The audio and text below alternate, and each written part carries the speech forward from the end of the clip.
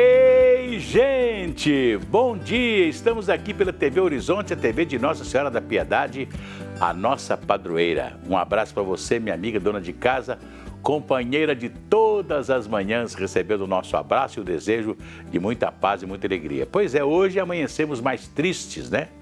Porque perdemos uma grande figura do Brasil, uma grande figura de Minas, né? O nosso querido Alisson Paulinelli. Foi secretário da Agricultura de Minas no governo Rondon Pacheco.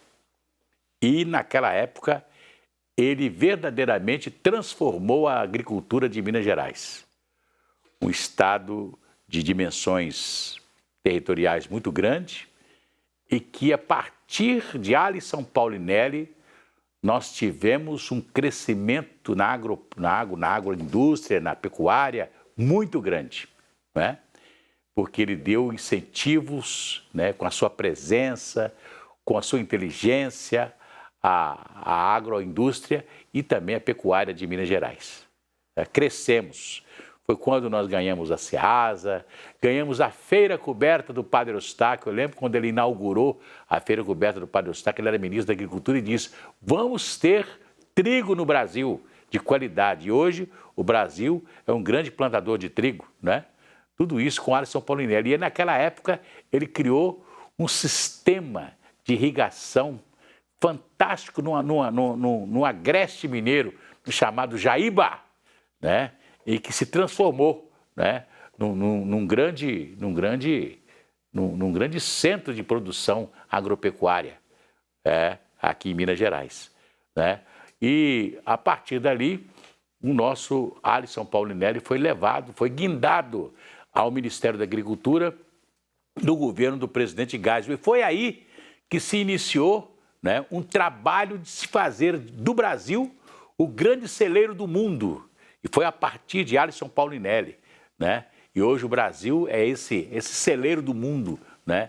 Com uma agroindústria, né, maravilhosa, moderna, né? Muito moderna, e que hoje produz para vender para o mundo inteiro. E não só para o interno, mas para o mundo inteiro. Aliás, o presidente Lula, né, nessa semana, lançou o Plano Safra deste ano com o maior, um volume de dinheiro para ser gasto, né, e ser naturalmente, não um gasto, mas fazer um tipo de investimento, né, na agricultura, um dos maiores, né, de todos os tempos, e também para a agricultura familiar, né? Então, acho que o Brasil vai produzir muito.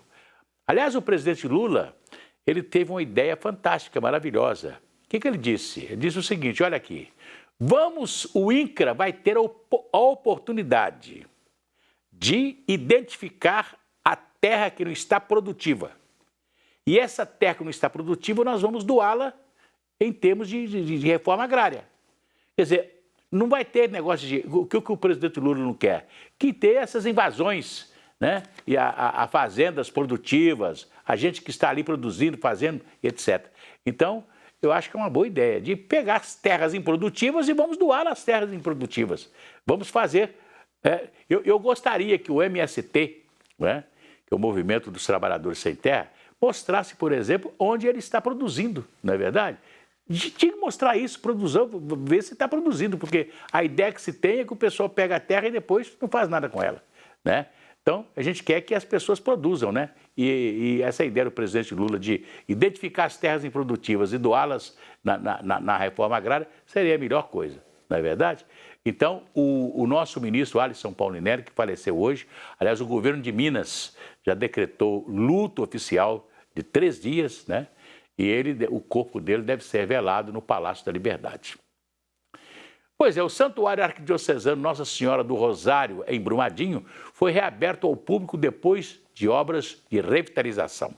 Um novo altar, pintura renovada e espaços reformados para a formação e acolhida de fiéis. O Santuário Arquidiocesano Nossa Senhora do Rosário, em Brumadinho, recebeu devotos para a bênção do templo, após passar por uma completa restauração. Representa tudo, né? muito bom, a coisa foi coisa muito boa. Eu estou muito feliz, já muito bom para nós, para a comunidade. Nossa Senhora do Rosário, a nossa padroeira, patrona do Congado, e ter um santuário dela aqui na nossa cidade, na nossa região, para nós congadeiros é uma honra muito grande. Eu acho interessante vir cá, é gostoso, né, participar, ter uma comunhão assim com o pessoal e é gostoso, é bem legal. É o lugar onde que a gente se encontra para fazer as nossas orações, é o lugar onde a gente tem uma conexão com o nosso sagrado. Então, para a gente é como se fosse um presente que a gente está recebendo aqui hoje. O santuário foi criado em 25 de fevereiro de 2019 e também é a cúria da região episcopal Nossa Senhora do Rosário, que engloba cidades e distritos do Vale do Paraopeba. O Centro de Líderes Dom José Dalvite é uma referência missionária importante no Vale do Paraopeba há décadas. E essa importância foi enriquecida com a criação do Santuário Arquidiocesano Nossa Senhora do Rosário e também com a cúria da região episcopal Nossa Senhora do Rosário. Portanto, um grande e importante centro de evangelização, de encontro e de partilha aqui para o Vale do Paraopeba, com a sua história bonita, mas ao mesmo tempo muito sofrida. Restaurar essa casa e nela instalar o Santuário Arquidiocesano Nossa Senhora do Rosário é um grande passo, um passo para fortalecer a evangelização a partir da acolhida, da experiência de fé, da oração e da partilha. No santuário também vai ser construído o Memorial Minas de Esperança, em homenagem às vítimas da tragédia de Brumadinho, quando uma barragem se rompeu na cidade em 2019. O monumento que vai reunir os nomes das vítimas também vai ser o campanário do Santuário Arquidiocesano. O memorial traz a memória viva das vítimas da tragédia-crime da Vale em Brumadinho, trazendo assim esperança para os familiares, para a cidade de Brumadinho, que é tão sofrida com essa realidade, vivendo esse luto constante, mas marcado sobretudo com a esperança que vem da fé. Por isso o santuário é um espaço também de esperança para esses familiares, de memória, fazendo jus, é claro, aos seus familiares, que aqui frequentarão e encontrarão aqui um espaço de paz, de esperança e de fé para se fortalecerem na dor. O nosso arcebispo metropolitano, Dom Valmor, lembrou de Dom José Dalvite, um bispo que cuidou muito daquela região de Brumadinho, uma grande figura da igreja que nós não temos mais. Hoje os fiéis celebram o dia de São Pedro e São Paulo, apóstolos de Cristo, pedras fundamentais da igreja. São Pedro foi um dos 12 apóstolos de Jesus Cristo, como está escrito nos 4 evangelhos. Jesus o comparava à rocha, à pedra. São Paulo é considerado uma das principais fontes da doutrina da igreja. As epístolas formam uma parte fundamental do Novo Testamento. Na paróquia Santa Clara e São Francisco, no bairro Mineirão, haverá celebração às 8 horas da noite. Na paróquia São João Batista, no Salgado Filho, a missa festiva será às 7h30 da noite. A programação completa está disponível no site da Arquidiocese de Belo Horizonte, né? E São Pedro foi o nosso primeiro Papa, né? É isso aí. Olha, nós tivemos uma notícia muito interessante ontem, que foi o censo do Brasil, né? Que indicou que Belo Horizonte regrediu. Belo Horizonte diminuiu. Isso já era visto a olhos nus, né? A gente vem falando aqui que a cidade está acabada, né? Nós fomos a cidade do não pode durante 20 anos ou 30 anos. Tudo que você vai fazer na cidade, não pode. Não pode, não pode, não pode isso, não pode aquilo. A cidade foi empobrecendo. Nós perdemos a indústria para Contagem quando doamos a cidade industrial para Contagem. Nós perdemos o atacado, que foi para Contagem também com a Ceasa, né? Belo Horizonte não se preparou para ter um local de festa. Está aí o Mineirão aí cheio de problema, né? Porque nós não temos um local de festa, de concentração, né? Nós não temos um lugar para um desfile bonito de 7 de setembro. Tudo piorou na cidade. A cidade piorou nesses últimos anos, né? O prefeito está aí querendo fazer revitalização da Afonso Pena, mas revitalização fazendo... quando eu penso assim, vai revitalizar, tirar aquele ônibus, o excesso de ônibus da Afonso Pena, não. Ele vai fazer uma pista de ônibus para Afonso Pena, quer dizer, vai piorar ainda mais Afonso Pena e fazer uma ciclovia para diminuir mais a pista de rolamento da Afonso Pena e fazer uma avenida congestionada o dia inteiro de carros, né? Parece que Belo Horizonte tem ódio do carro, e o carro, a metade do imposto do carro vem toda para Belo Horizonte, dos carros que são emplacados aqui. Então nós precisamos de discutir a cidade de Belo Horizonte. A cidade de Belo Horizonte diminuiu, né? Aliás, eu não sei como é que os vereadores vão fazer, que os vereadores estão querendo aumentar o número de vereadores para 44 vereadores, mas como? Se a cidade diminuiu, se os eleitores diminuíram, né? Vamos cantar aquela musiquinha? Vai tudo bem, muito bem, muito bem, muito bem, muito bem, muito bem, bem, bem. Com pílulas de luz, você sabe aquela dorzinha urinária, aquela sensação de queimação e ardor? Pílulas de luz, vocês encontram em todas as farmácias e drogarias. Se persistirem os sintomas, o médico deverá ser consultado. Daqui a pouco a gente volta.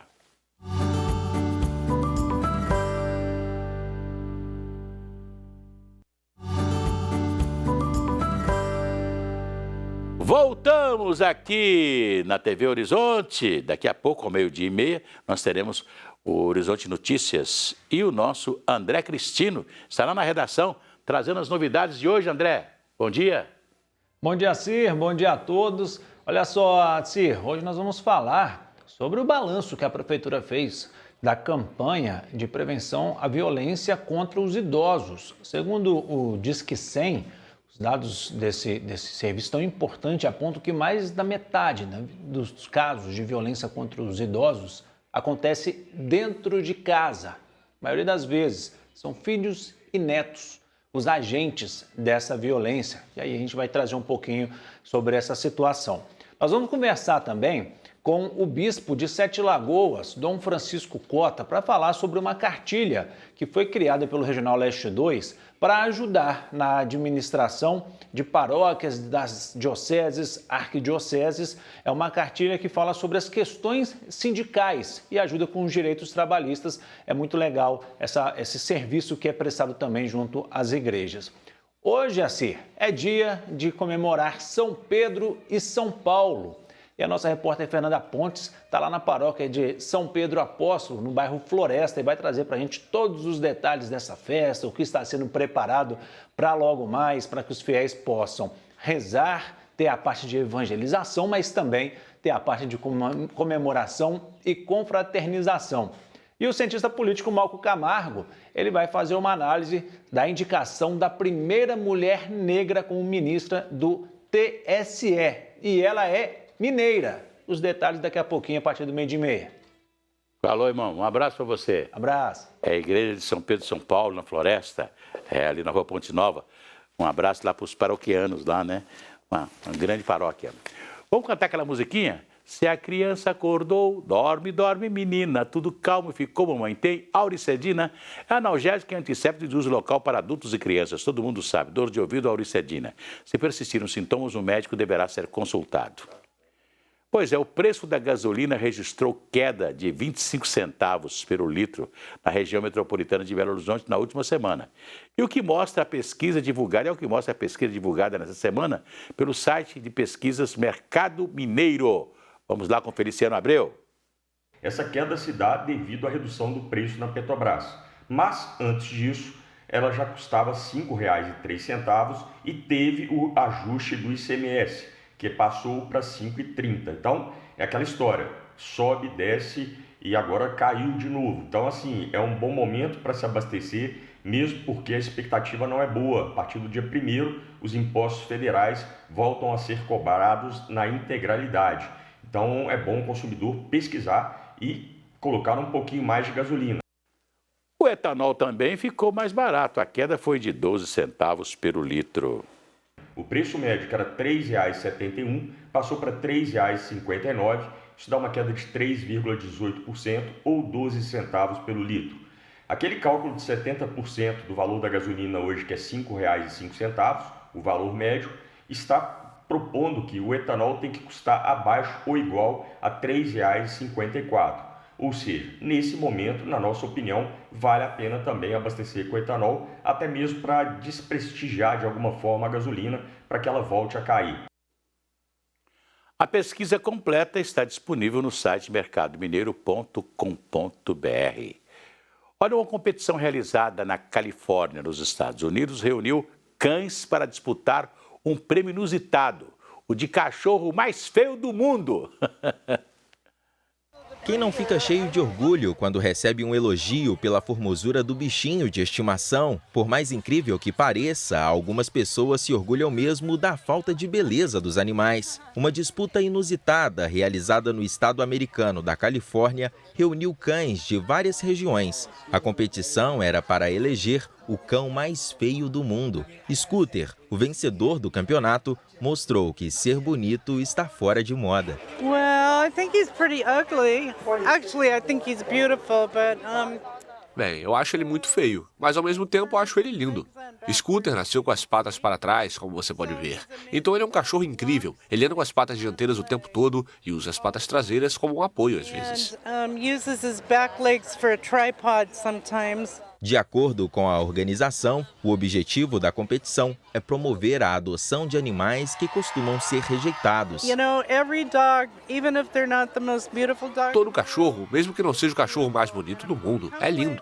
E se você levar algum legado daqui, vai ser com o conhecimento de que cada um deles é maravilhoso. Every single one of them is gorgeous. Os tapetes vermelhos da Califórnia, acostumados com o charme e elegância das personalidades da música e do cinema, foram estendidos, dessa vez, para outro grupo de estrelas desfilarem. Mas a moda aqui não tem nada a ver com beleza. Por aqui se destaca quem tem patas atrofiadas, falta de pelos e língua para fora. Pois aí, o governo da Islândia suspendeu a caça às baleias até o fim de agosto, em nome do bem-estar animal, abrindo o caminho para o fim dessa polêmica tradição, agora praticada em apenas 3 países. Uma decisão que pode abrir caminho para o fim da polêmica caça de baleias na Islândia. Reykjavik suspendeu a atividade até o fim de agosto, em nome do bem-estar animal.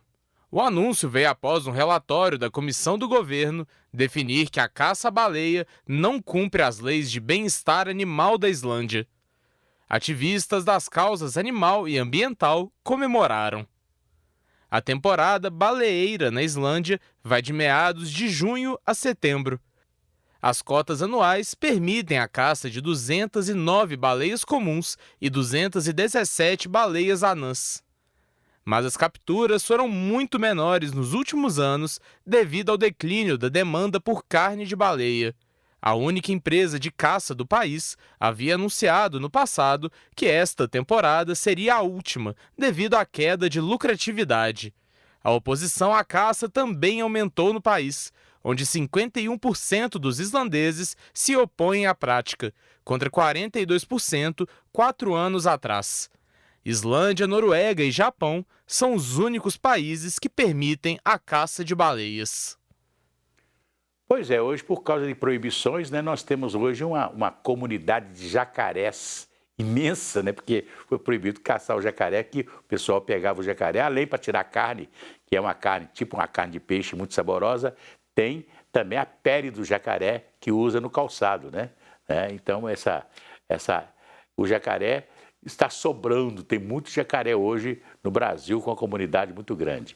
Olha aqui, você está com queda de cabelo, está na hora do Indicalve. Indicalve, olha, foi há 20 anos que os cientistas da Universidade Federal de Minas Gerais estão trabalhando no Indicalve, E surgiu esse medicamento, que é esse produto que é fantástico, para evitar a queda de cabelo. Então você encontra em todas as farmácias e drogarias. Se você quiser saber mais sobre o Indicalve, www.indicalve.com.br, tá? Pois é.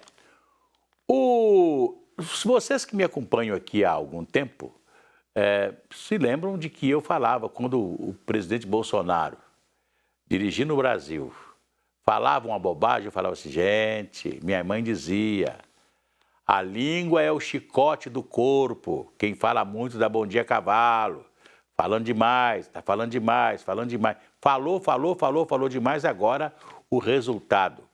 O ex-presidente Bolsonaro vai perder a condição de ser candidato durante 8 anos, Porque falou demais, falou sem ter prova.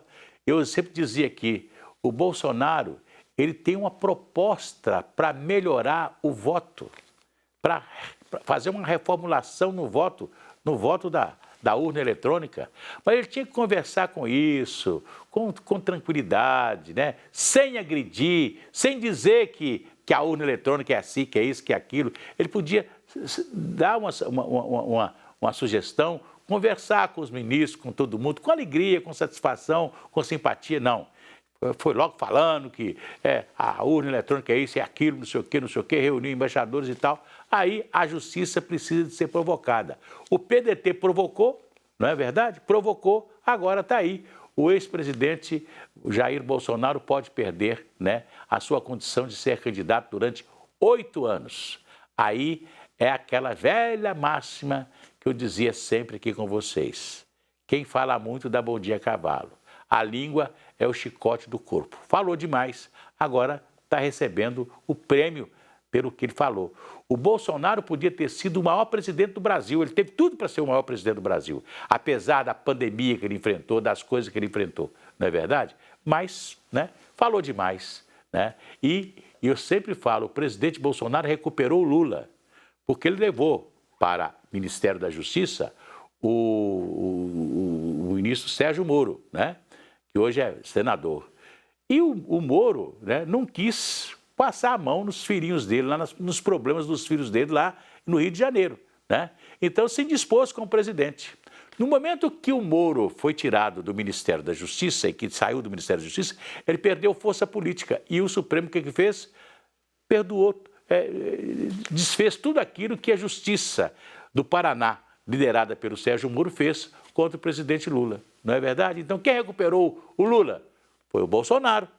Né? Isso precisa ser dito também, né? O Bolsonaro fez a recuperação do presidente Lula. Talvez se ele tivesse mantido o ministro Sérgio Moro lá no Ministério da Justiça e etc., e o prestigiado, né? Talvez isso não tivesse acontecido. É isso aí, né? Amanhã a gente volta aqui pela TV Horizonte. Um abraço para vocês.